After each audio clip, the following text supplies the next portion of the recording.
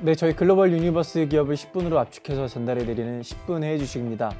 오늘은 글로벌 반도체 시장에서 가장 핫한 기업 2개, 인텔과 AMD의 3분기 실적을 토대로 앞으로 전망에 대해서 살펴보도록 하겠습니다.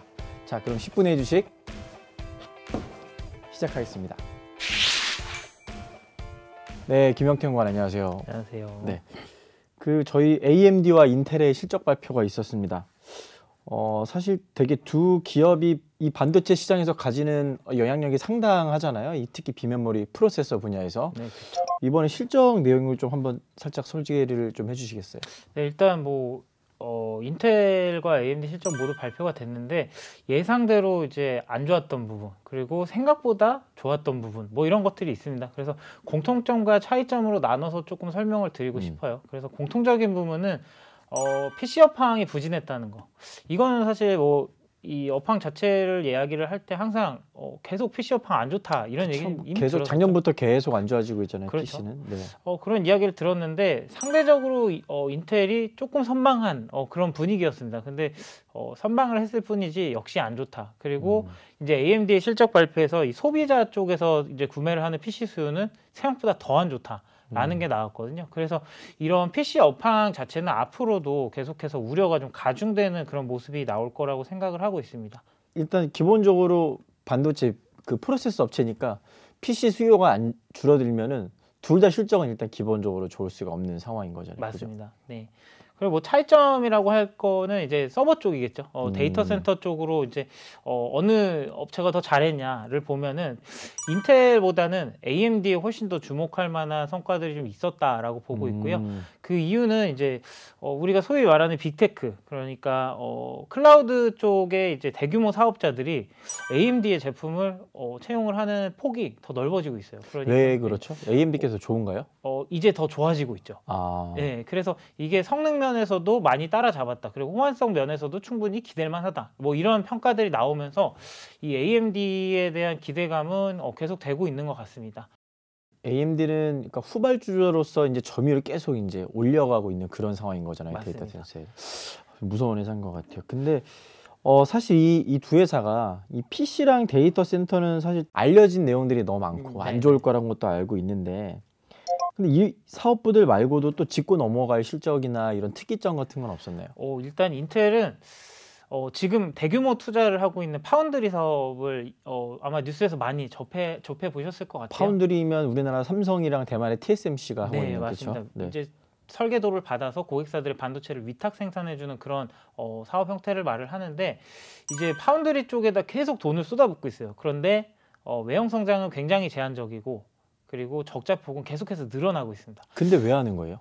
그런데도 이제 미국 내에 이 생산 시설을 갖춰야 된다라는 기조 하에 이제 인텔 같은 경우는 이거를 길게 봤을 때는 최대 수혜 업체가 될 수 있다라고 보고 있는데, 사실 지금 파운드리 업황도 조금씩 꺾이고 있는 그런 상황이다 보니까 타이밍이 너무 안 좋지 않나라는 생각도 하고 있고요. 그리고 지금 투자를 하는 파운드리 이런 팹 같은 경우는, 이 공장들 같은 경우는 지금 투자를 하더라도 최소 2년, 3년 후에나 이 캐파가 올라오기 시작해요. 생산 능력이 올라오기 시작하는데, 거기서도 이 수요를 잡을 수 있느냐, 이런 것들도 아마 의문이겠죠. 그리고 애초에 지금 짓고 있는 이런 파운드리들이 첨단 공정 쪽이 조금 약합니다.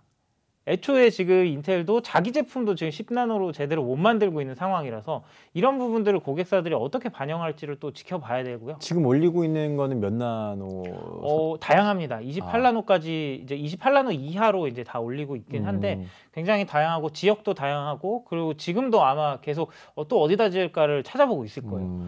그래서 이제 투자 확대가 앞으로 이제 단기간 동안 이어지는 게 아니라 거의 3년, 5년 막 이렇게 이어지다 보니까 이런 투자 비용에 대한 부담도 계속 가중될 수밖에 없는 상황이다. 그리고 적자폭도 계속해서 늘어날 수도 있다라고 보시면 될 것 같고, 그래서 파운드리 사업 하나 있었고, 그리고 우리 이제 최근에 따로 이제 상장을 한 모빌아이가 있겠죠. 네. 모빌아이 같은 경우는 이제 자동차 부분이 좀 실적 성장이 나오면서 이제 어차피 시장이 지금 회복을 하고 있는 상황이다 보니까 모빌아이 같은 경우 두 자릿수 성장세가 계속 이어지고 있다. 그래서 그나마 모빌아이는 차세대 성장 동력 중에서 좀 봐줄만 하다라고 보면 될 것 같고, 파운드리는 여전히 기대보다는 우려가 크다라고 정리를 할 수 있겠고요. 네. AMD 같은 경우는 이제 게이밍하고 인베디드 사업부가 있어요. 근데 우리가 이제 엔비디아의 실적을 볼 때는 게이밍이라고 하면 PC향 그 수요였거든요. 근데 여기서 게이밍은 우리가 이야기하는 뭐 엑스박스라든지 아니면 플레이스테이션이라든지 이런 콘솔 기기들, 콘솔 게이밍 기기들에 들어가는 프로세서를 이야기를 하고요. 워낙 계절성이 높다 보니까 작년보다 잘 나올 수 있을까? 왜냐하면 작년에 굉장히 많이 팔렸거든요. 근데 작년보다 잘 나올 수 있을까 했는데 올해도 아니나 다를까 성장이 좀 나왔고, 그리고 여전히 콘솔 같은 경우는 계절성이 강한 수요이기 때문에 그냥 단기적으로 괜찮았다 정도로만 인식을 하면 될 것 같고, 가장 중요한 거는 인베디드 사업 부분이라고 생각을 해요. 네. 인베디드는 이제 뭐 입출력 단자를 다 묶어가지고 어떤 특정한 기능을 할 수 있도록 만드는 반도체인데, 사실 세기의 이제 M&A라고 불렸던 자일링스 인수가 있었죠. 인수를 하고 올해 1분기부터 이제 실적 반영이 본격적으로 되기 시작했는데, 이 자일링스라는 업체가 이 FPGA라는 프로그래머블 반도체라는 그 시장에서 점유율이 거의 절반 가까이 됩니다. 그러니까 기존에 가지고 있던 점유율을 다 가지고 와서 이제 여기서 또 안정적인 성장이 나올 수 있는 거고요. AMD가 지금 주력 사업부가 PC랑 데이터 센터였는데, 이 자일링스라는 업체가 끼면서 지금 산업 쪽이나 자동차나 뭐 IoT 쪽이나 이런 쪽을 굉장히 다각화시킬 수 있는 그런 교두보가 됐다라고 보시면 될 것 같아요. 그래서 좀 차이가 좀 나죠. 인텔 같은 경우는 좀 우려가 더 큰 상황이고, 약간 AMD 같은 경우는 지금 이 PC 여파 안 좋은 건 이미 아니까 앞으로 뭐가 더 좋아질까를 고민해 볼 수 있는 그런 시점이라고 보고 있습니다. 두 회사가 이제 처한 상황이 굉장히 다른 것 같아요. 이제 네. 인텔은 돈이 되든 안 되든, 당장에 돈이 되든 안 되든 간에 이제 반도체에 힘을 더 쏟겠다 하는 것 같고, AMD는 좀 어떤 적극적인 M&A 같은 것들을 통해서 이렇게 사업 부분을 좀 다각화하려는 움직임인데, 결국에 앞으로 전망에 대해서는 두 회사를 좀 어떻게 보고 계십니까? 방금 좀 전에 말씀드렸던 내용과 크게 다르지는 않을 것 같은데요. 일단 인텔 같은 경우는 지금 비용 통제가 가장 시급한 상황이고, 이번 실적 발표에서 뭐 다음 분기에 이제 내년에 2023년에 30억 달러 정도를 우리가 인건비 그리고 비용 감축 뭐 이런 것들을 통해서 줄여보겠다.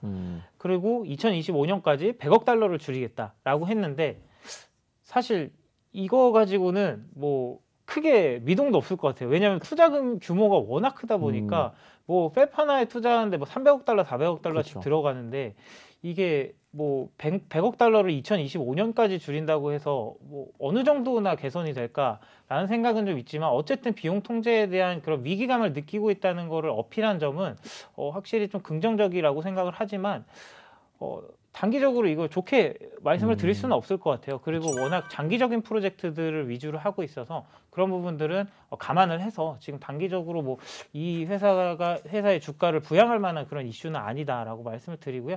그리고 AMD 같은 경우는 방금 말씀드렸던 자일링스 인수가 이제 거의 신의 한 수였다고 생각을 하고 있고, PC 업황에, 그러니까 본업에 부진이 있을 때 다른 이런 인수를 통해서 이 영향력을 갖춘 기업을 인수를 했기 때문에 이쪽에서 또 이제 따로 이렇게 어느 정도 부진을 상쇄할 수 있는 그런 구조를 만들어 나갔다는 게 굉장히 긍정적이고요.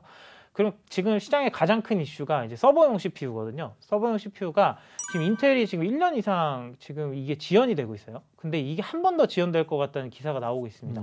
그 이유는 이제 인텔이 직접 생산을 하다 보니까 방금 말씀드렸던 10나노도 제대로 못한다고 말씀드렸는데, 수율이 50%에서 60%대밖에 안 된대요. 보통 80% 정도가 나와야 어느 정도 경제성이 갖춰진다고 이야기를 하는데, 50%, 60%면 출시 자체가 지연될 수 있는 가능성이 또 있는 거거든요. 안 남아도 찍어내는 거잖아요. 그렇죠. 근데 그거는 이제 중국 업체들이 잘하는 거고, 이제 미국 업체들은 그렇게 하기에는 비용 부담이 너무 큰 거죠. 그리고 이제 이렇게 지연이 되다 보니까 AMD는 그러면 어떻게 하고 있나를 봤을 때 제노아 CPU라는 이 서버용 신규 제품이 출시가 됩니다. 근데 이게 지금 어떻게 보면은 뭐 우리 DDR5 뭐 이런 얘기 많이 하잖아요. 차세대 D램 막 이런 거 얘기 그쵸. 많이 하는데, 이거를 적용하는 최초의 CPU가 될 걸로 보고 있어요. 그래서 이제 서버 쪽에서 이 AMD의 영향력이 훨씬 더 커질 거다. 올해 기준으로 AMD의 이 서버용 CPU 시장 점유율은 한 10%, 15%를 왔다 갔다 했습니다. 그런데 내년에는 아마 20%를 상회할 수 있는 가능성이 분명히 있다라고 지금 전망이 좀 되고 있습니다. 그래서 좀 상반되는 의견을 드릴 수밖에 없을 것 같아요. 인텔은 좀 힘들다. AMD는 지금 PC 여팡 부진은 분명하지만 기대해 볼 만한 업체다. 네, 그렇게 정리를 할 수 있을 것 같아요. 네.